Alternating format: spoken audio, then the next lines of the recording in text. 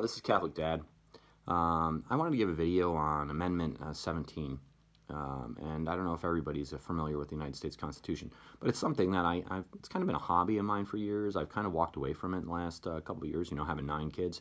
That really kind of diverts your attention from the United States Constitution, turns it to acts of service, changing poopy diapers, trying to get toddlers dressed, going to work all the time. And so, but the 1913 was a very bad year in the history of the United States of America. And I don't know if you know that, but it was that was the first year the Federal Reserve Act was passed. So we went from commodity-based currency to a fiat-based currency, essentially central banking. That was one thing that year. Another one was the income tax. The 16th Amendment was passed that year.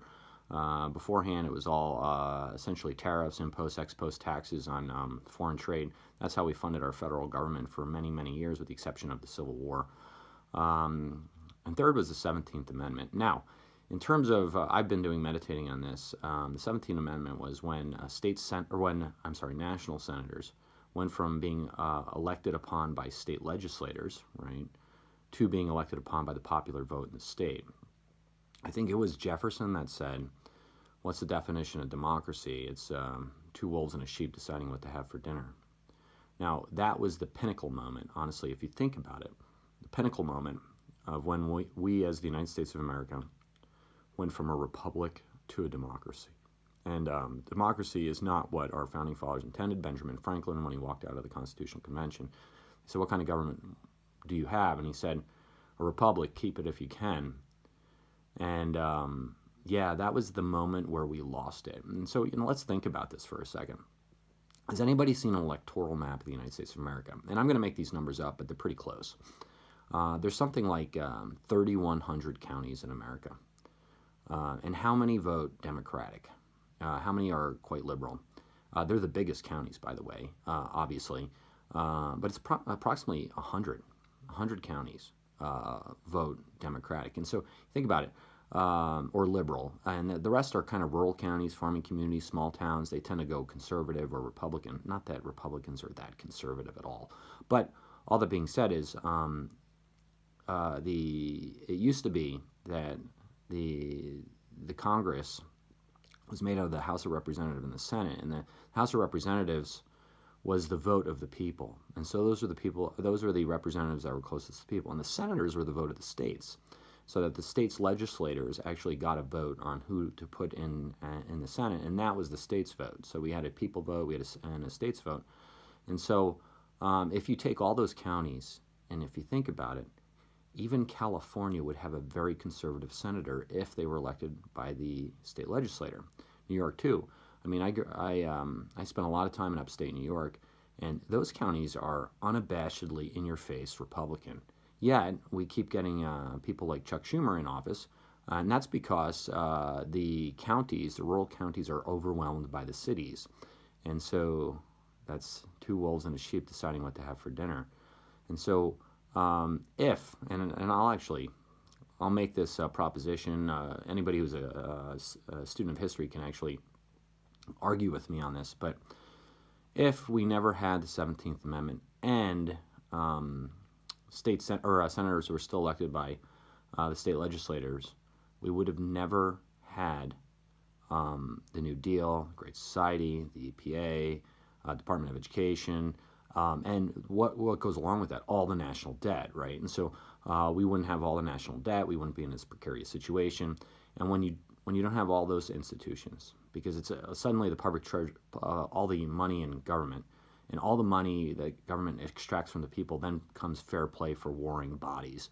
And so then you develop divisive politics and people warring over the public treasury.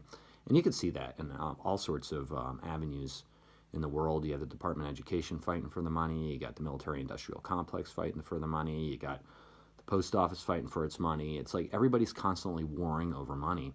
And if you never put that in a centralized authority, then you might actually have civil politics in our country. And I think probably the breakdown of civility in our nation is that our country's come to a point where the national debt is high enough where it could become a massive problem, right? And therefore the resources are somewhat limited, and the levels of taxation have come to a point where people no longer want to pay that amount of money.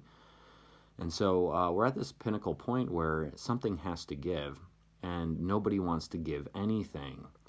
Like if I were king of the world, what I would say is this: hey, guess what? Everybody's taking a 20% haircut or a 30% haircut. I don't care who you are. But another way to do it would be this: you get rid of the 17th Amendment, you repeal it, which you're not going to be able to do.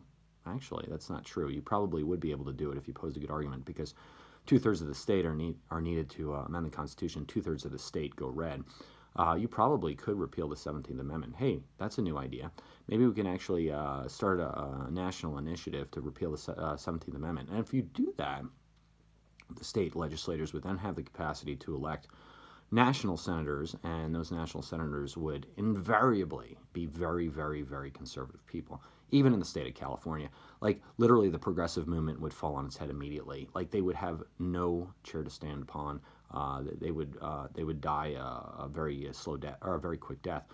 The problem is when you take power and authority away from liberal people, you could see what happened last century.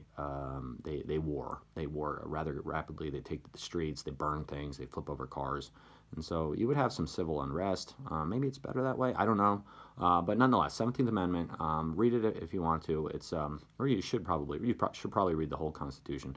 But the 17th Amendment is, I would say, the death of the American Republic and the beginning of American democracy. And the last 100 years, 100 plus years, 105, 106 years, has been the slow decline of the unity of the American people. And maybe I'm wrong. If you're a great historian, prove me wrong. But nonetheless, that's my take on it. This is Catholic Dad. Please like or subscribe if you like these videos, and yeah, and share with your friends. But definitely, before you do that, get the confession, pray the daily rosary, and get to Mass. Thank you, and God bless.